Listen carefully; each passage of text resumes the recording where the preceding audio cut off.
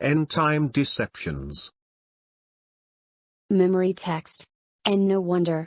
Even Satan disguises himself as an angel of light. So it is not strange if his ministers also disguise themselves as ministers of righteousness.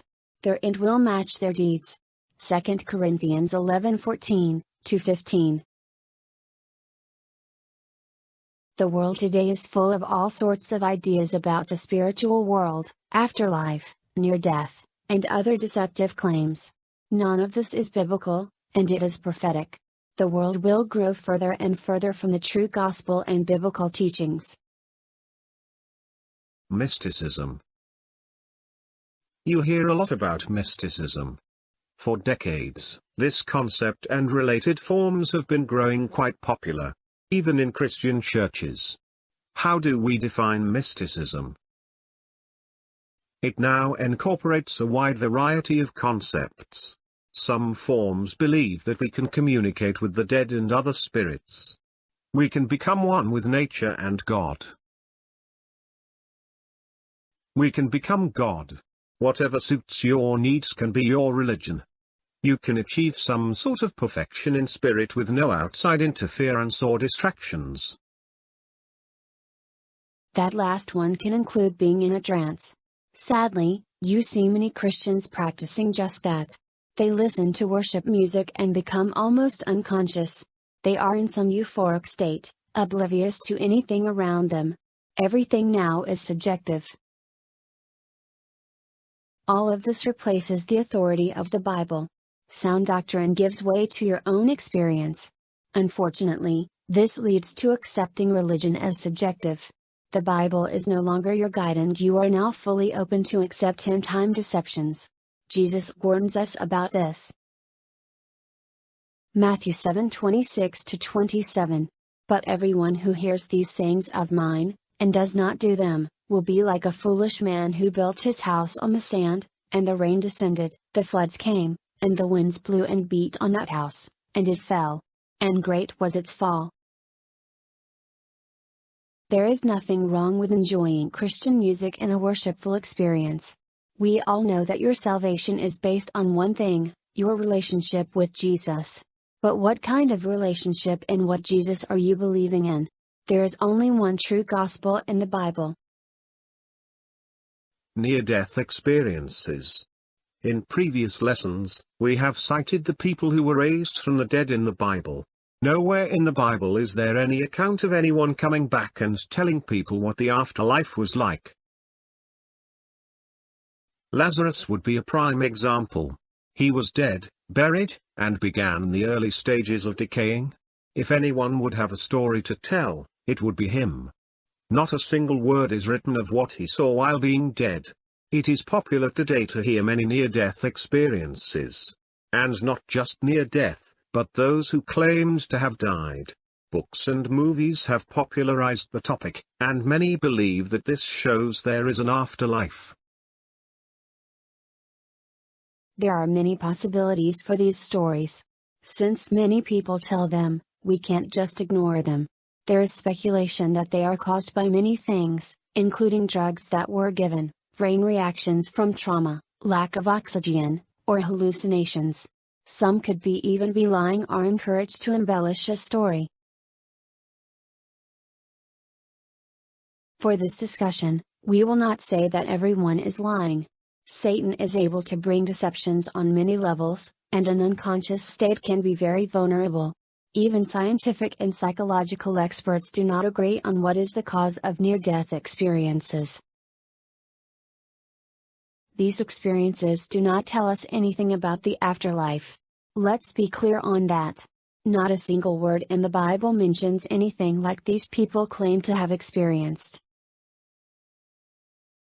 These experiences are also both good and bad. Many claim to have felt the fires of hell and have been afraid. Some say they saw Jesus, or a Jesus-like figure. As Christians, we might be tempted to use these stories to give false hope. That somehow this proves there is life after death. Getting people to be saved through these near-death experiences is using false doctrine. So, how do we talk to people who think these visions of the afterlife are real? First of all, the most telling aspect is that all of them do not agree on what they see. They even contradict each other.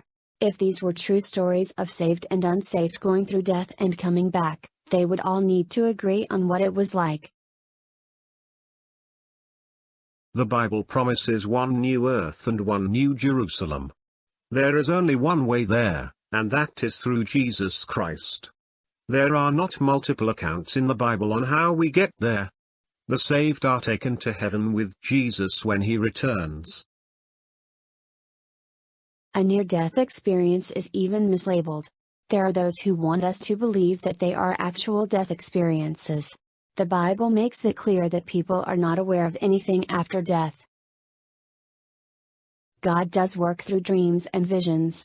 Only messages that are consistent with the Bible and the teachings of Jesus are to be believed. The Bible is devoid of anyone dead seeing a dream or a vision. Galatians 1:8. But even if we or an angel from heaven should preach a gospel other than the one we preached to you, let them be under God's curse. Matthew 10:16. I am sending you out like sheep among wolves. Therefore be as shrewd as snakes and as innocent as doves. John 3:13. No one has ever gone into heaven except the one who came from heaven, the Son of Man. Matthew 24:26-28. So if anyone tells you, there he is, out in the wilderness, do not go out, or, here he is, in the inner rooms, do not believe it. For as lightning that comes from the east is visible even in the west, so will be the coming of the Son of Man. Reincarnation. Some religions believe in reincarnation. That people will die and come back to life as some other being. They are reborn multiple times to eventually reach a state of perfection. The stages could be coming back as a plant, animal, or even an insect.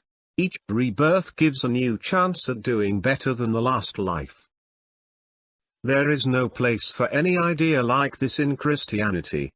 Hebrews 9:27. And as it is appointed for men to die once, but after this the judgment. Jesus shed his blood for humanity, not members of the animal kingdom. We are saved by grace, through faith, not by what we do on our own merits. We cannot earn our salvation. Jesus alone did the redemptive work. The soul does not keep living on after death. The breath of life returns to God. Only at the resurrection will body and breath be reunited as a living soul. What you do during the one life you are given, determines your destiny. There are no second chances.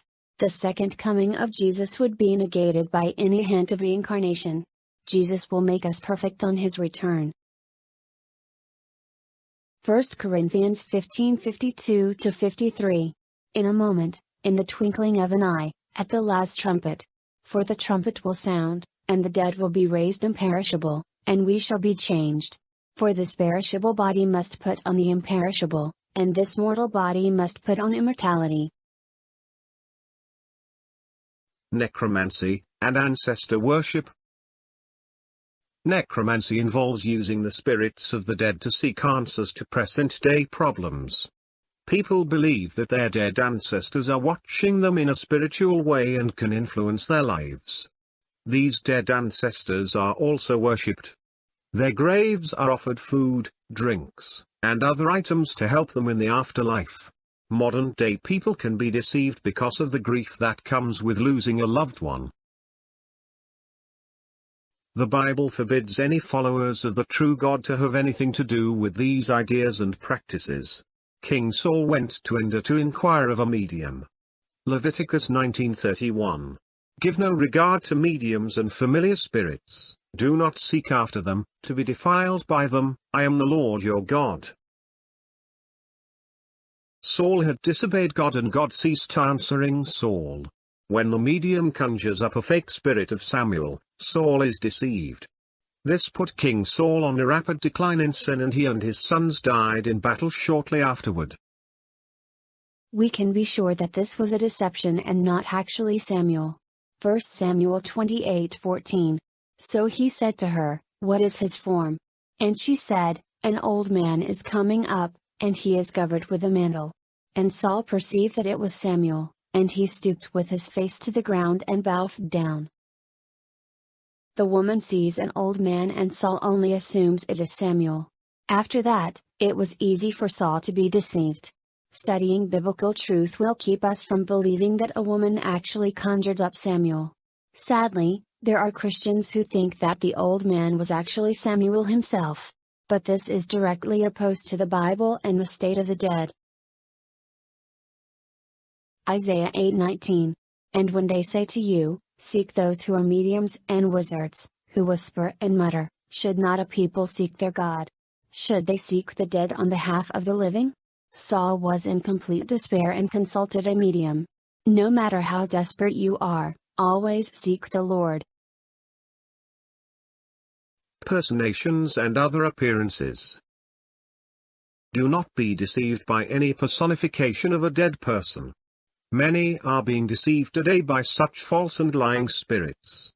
People that promote this have many ways of getting personal details to try and make a believer out of you. Do not fall for it. When a loved one passes, as humans we try and ease the pain. We are vulnerable to people and ideas that are using deceptions. 2 Corinthians 11:13-15. "For such are false apostles, deceitful workers, transforming themselves into apostles of Christ. And no wonder.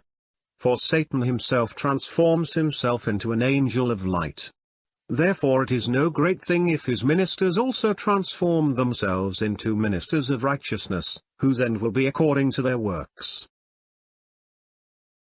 Find refuge in Jesus and be sheltered by sound, biblical doctrine. If you are, then you cannot be misled. Many experts agree that dreams originate from your brain in a psychological way. They come from memories, imagination, hopes, wishes, and abstract thoughts. Parts of your brain during the REM, or rapid eye movement, stage of sleep, are very active. Your brain processes a lot of information during this time. Psychiatric conditions, such as PTSD, post-traumatic stress disorder, might lead to nightmares. We bring dreams up because many claim to have spoken to dead relatives in dreams.